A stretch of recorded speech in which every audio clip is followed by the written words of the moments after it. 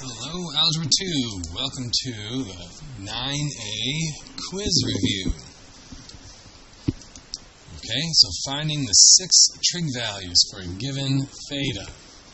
If we're at 7 pi over 6, fill in the missing 6 trig ratios or values.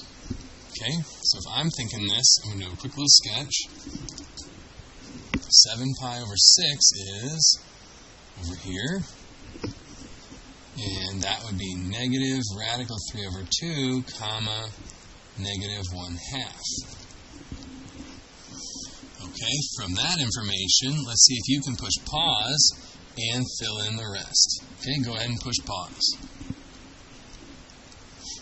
Okay, let's see how we did. Remember, it goes cosine, comma, sine. So that's going to be negative radical 3 over 2, negative 1/2. Tangent, remember, is sine over cosine. So that's negative 1/2 over negative radical 3 over 2. We're going to flip it. 2 over negative radical 3. Okay, so the 2's are going to cancel, the negatives are going to cancel. And right now we have 1 over radical 3. Radical 3 over radical 3, we're going to have radical 3 over regular 3. Regular 3. Okay, then for the reciprocals, negative 1/2 flips to negative 2. This is going to flip to negative 2 over radical 3.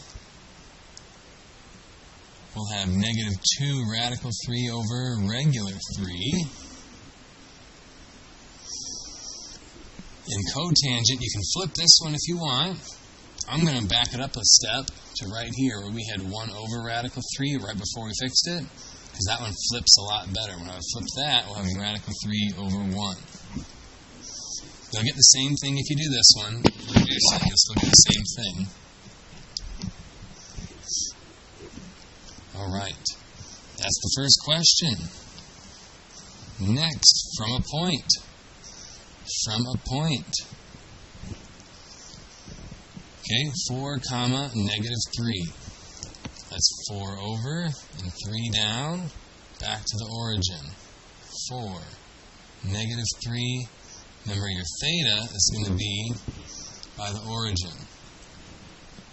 A squared plus b squared equals c squared. We should be getting 5 for our hypotenuse. Okay, go ahead and fill those 6 in from that, and then I'll come back with you and we'll talk about finding our theta in radians.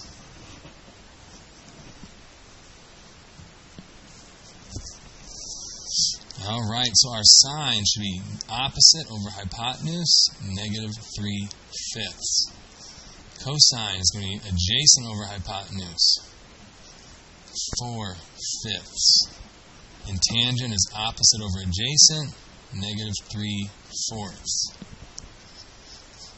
Okay, then we're going to flip those 3 to negative 5/3, positive 5/4, and negative 4/3.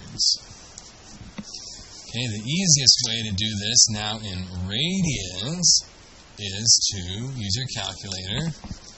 We're going to change the mode. Mode.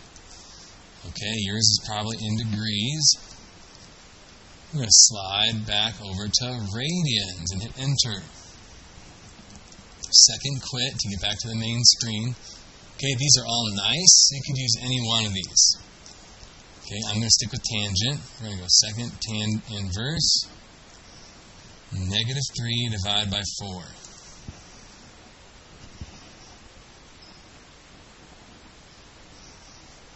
Okay, and we get negative 0.64 radians.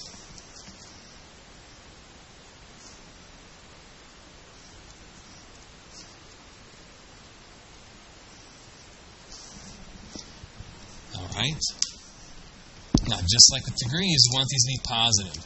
So right now we're negative 0.64. Okay, I want to spin this back the other way to get the positive one. Okay, so let's think about what we're doing here.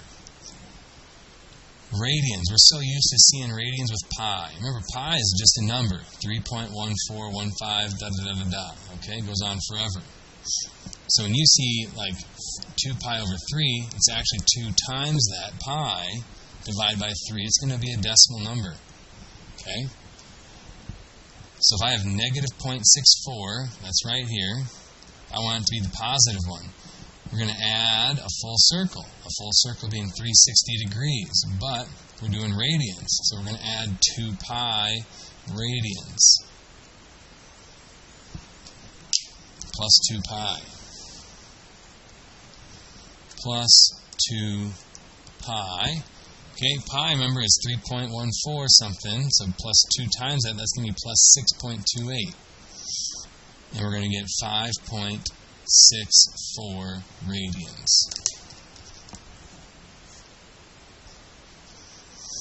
Okay?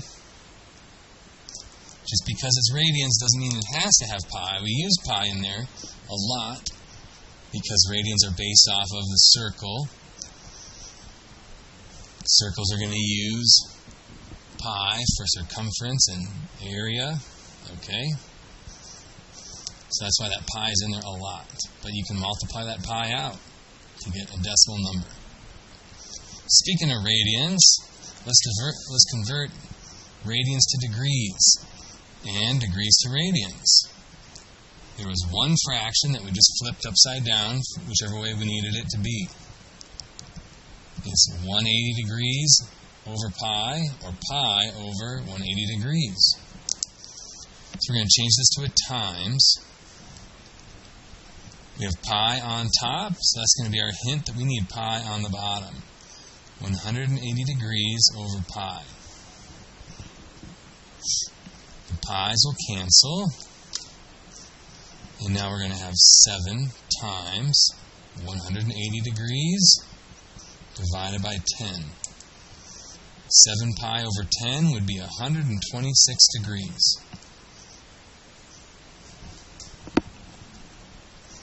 Okay, let's go the other way. Degrees to radians. We're going to change this to times pi over 180 degrees. Okay, we have a degrees on top. We got a degree symbol on the bottom. Okay, now we're going to forget about the pi for just a second. And for just a second, we're going to do 70 divided by 180. And we get this yucky decimal. Okay, what do we do with yucky decimals? Math, frac. We do math, frac, and it turns our last answer into a fraction, 7 over 18, and then we put the pi back on top. 7 pi over 18. All right, moving on. Backside solving. We're going to do the top right one, closed interval. Okay, I think we can handle that closed interval one on our own. Okay, go ahead and push pause and give that a go.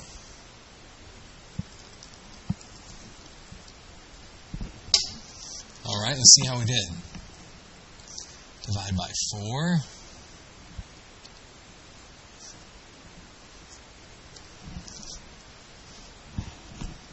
Square root, sine equals, plus minus radical 3 over 2. When we're doing the square root of a fraction, we do the square root of the top one, can't do it, leave it alone, and the square root of the bottom one, square root of 4 is 2. Where does sine equal plus minus radical 3 over 2?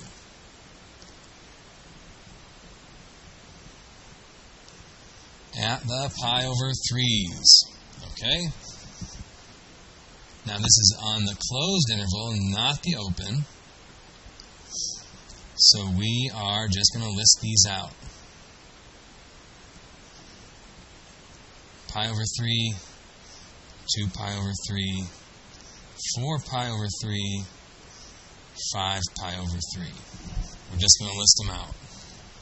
Okay, not the open interval, don't have to do the plus pi k stuff. Okay, open interval. Let's do the bottom left one in the degrees. Okay, so on your quiz, you will have, on the top of the page, your, can't get it on there. Okay, you're going to have all your identities. Okay, so hopefully we can spot this one. Cosecant squared. Cosecant squared. I need cosecant squared minus 1. So minus 1 would give me cotangent squared. So we have cotangent squared minus cotangent equals 0. What do they both have in common? They both have cotangents. Let's take cotangent out in front. If I take a cotangent out of both, that's going to leave me with cotangent to the first power minus 1. Okay, we have something times something equals 0. When would the first spot equal 0? If cotangent was 0. When would the second spot equal 0? If cotangent equaled 1. Okay, we've got some thinking to do, because cotangent is not part of our basic unit circle. Cotangent equals,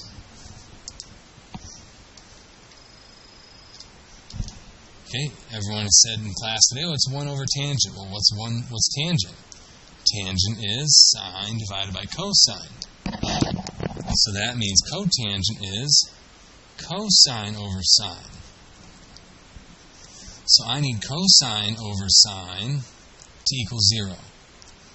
When does a fraction equal 0? When the top equals 0 or the bottom equals 0? When the top equals 0. If the bottom equals 0, we don't know how to divide by 0. That's where those asymptotes on the graph come from. Okay? So we want the top to equal 0. That'll give us 0. 0 divided by 7, 0. 0 divided by 1, 0. 0 divided by 0, ooh, that's crazy to think about. We'll talk about that later in the year. But 0 over anything is going to be 0 unless the bottom is 0. So now we're thinking of, where does cosine equal 0? We're doing degrees for this one, 90 and 270. So those are straight across from each other, so we can do 90 degrees plus 180k. Okay, some more thinking. Cotangent equals 1. So we can now have cosine over sine equals 1. Okay, when does cosine or a fraction, cosine over sine or a fraction equal 1? When it's something divided by the same thing. Where do cosine and sine equal the same thing? 45 degrees, they're both radical 2 over 2. Okay, at 135, it's negative radical 2 over 2, comma positive radical 2 over 2, so not the same thing. And then at 225, they are both negative. So that's the other one.